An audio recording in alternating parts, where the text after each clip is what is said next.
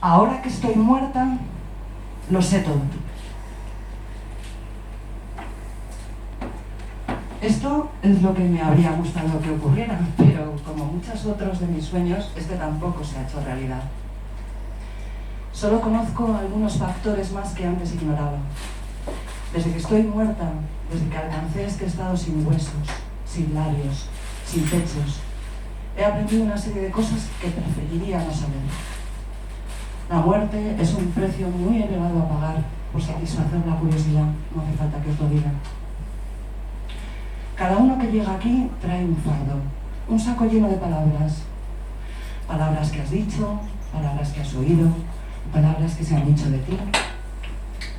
Algunos fardos son muy pequeños, otros muy grandes. El mío tiene un tamaño razonable, aunque la mayor parte de las palabras que hay dentro son acerca de mi eminente esposo. Me engañó como una tonta, piensan algunos. Se salió con la suya. Era siempre tan plausible. Mucha gente ha creído que su versión de los hechos es la verdadera. ¿Y qué he ganado yo una vez que ha quedado establecida la versión oficial? Una leyenda edificante, una vara con la que castigar a otras mujeres. ¿Por qué no pueden ser ellas tan consideradas, leales y sacrificadas como yo lo he sido? Esa es la moraleja con las que se han quedado trovadores e islanderas. No sigáis mi ejemplo. No sigáis mi ejemplo. Deseo gritar en vuestros oídos, sí, en los vuestros. Pero cuando intento gritar, sueno como una lechuza. Por supuesto, tenía mis reparos acerca de sus ligerísimas inconsistencias, su astucia zorruna, su, ¿cómo lo diría? Falta de escrúpulos. Pero hice ojos ciegos.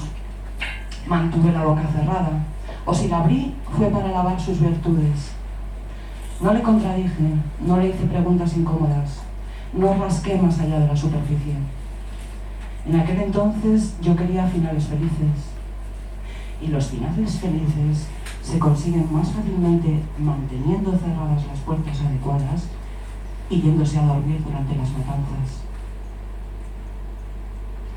Ahora que las demás historias ya no tienen más alimento, es mi turno de crear mi pequeña historia. Me lo debo a mí misma. He tenido que esforzarme. Relatar es un arte menor. Las mujeres viejas lo mantienen, los vagabundos, los cantantes ciegos, las criadas, los niños. Gente que dispone de tiempo. Hubo un tiempo en que la gente se hubiera reído si hubiera tratado de hacerme la trovadora. No hay nada más absurdo que un aristócrata jugando a ser artista. Pero ¿a quién le importa la opinión del público ahora?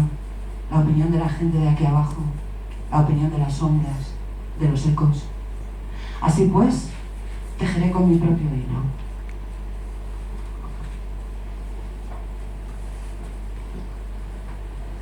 Somos las criadas, las que mataste, a quienes fallaste. Danzamos en el aire, nuestros pies desnudos bailaban. No estuvo bien. Con todas las diosas, reinas y zorras de aquí y de allá, tus picores rascaste. Nosotras, por mucho menos de lo que tú hiciste, fuimos condenadas. Tenías la lanza, tenías la palabra, estaban a tus órdenes. Limpiamos la sangre de nuestros amantes muertos, de los suelos, de las sillas, de las escaleras, de las puertas, de rodillas sobre el agua mientras nos observabas. Lamiste nuestro miedo de la planta desnuda de nuestros pies. No estuvo bien. Te dio placer. Alzaste tu mano y nos viste caer. Danzamos en el aire. Aquellas a quienes fallaste, a las que asesinaste.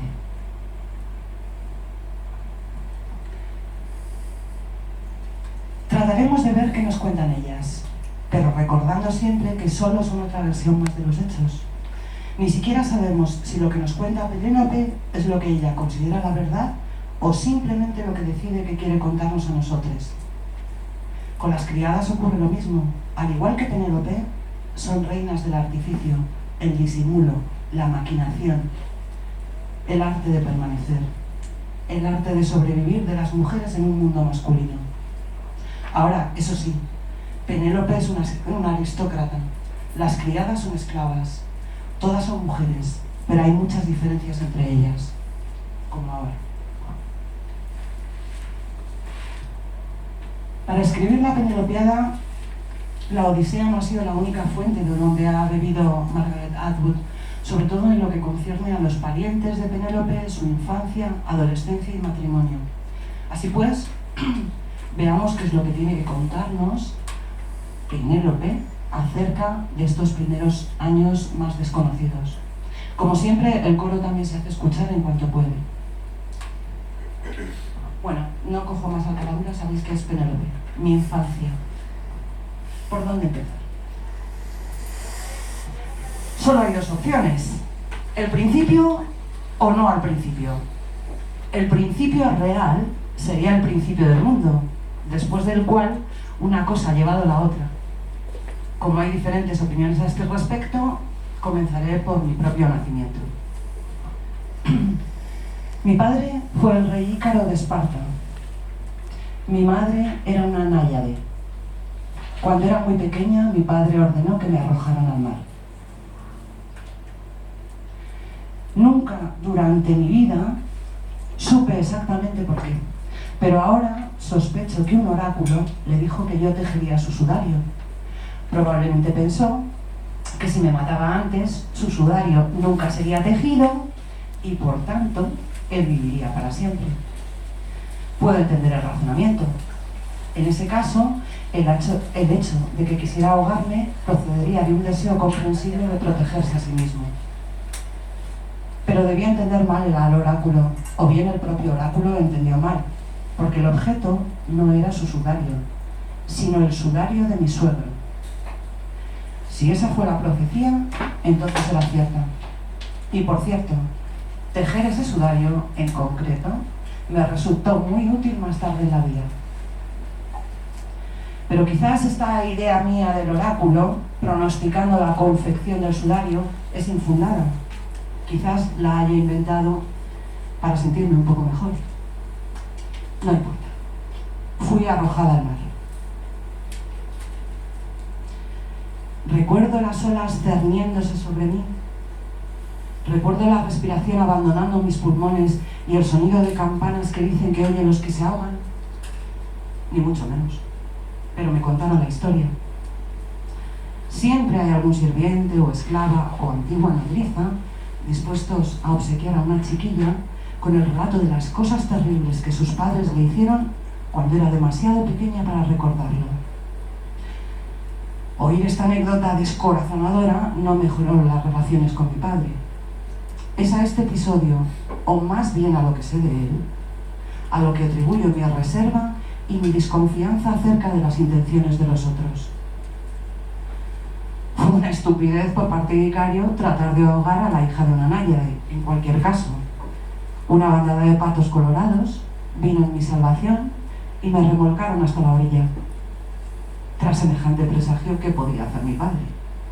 Me aceptó de vuelta y me rebautizó. Pato fue mi nuevo apodo. No cabe la menor duda de que se sentía culpable por lo que casi hizo. Se convirtió en un padre un poco demasiado afectuoso conmigo. Yo encontraba este afecto difícil de corresponder, ya os podéis imaginar.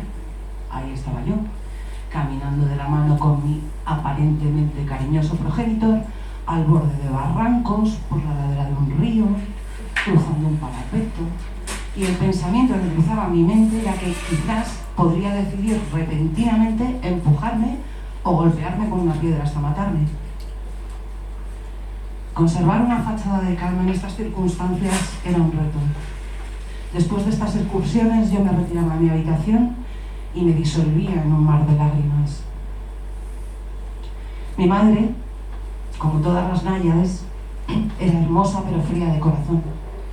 Tenía el pelo ondulado, hoyuelos y una risa melodiosa. Era esquiva. Cuando yo era pequeña, a menudo trataba de abrazarla, pero ella tenía el hábito de escabullirse.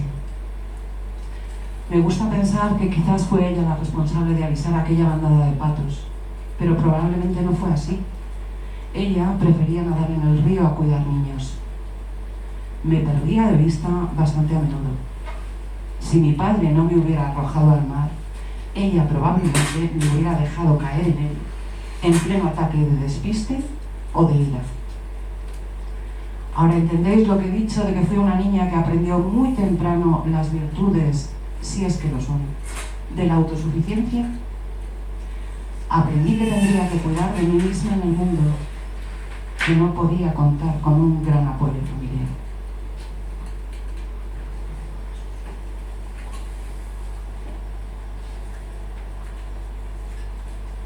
Nosotras también éramos niñas. Nosotras también nacimos de los parientes equivocados, parientes pobres, parientes esclavos, campesinos, siervos, parientes que nos vendieron, parientes a los que les fuimos robadas. Pero no eran dioses, no eran semidioses, ni eran ninfas ni náyades. Nos pusieron a trabajar en el palacio de pequeñas, esclavizadas del alba al anochecer desde niñas. Si llorábamos, nadie secaba nuestras lágrimas. Si nos quedábamos dormidas, nos despertaban a patadas. Nos dijeron que no teníamos madre. Nos dijeron que no teníamos padre. Nos dijeron que éramos vagas. Nos dijeron que éramos sucias. Éramos sucias. La suciedad era nuestra obligación. La suciedad era nuestro negocio, nuestra especialidad. La suciedad era nuestra culpa.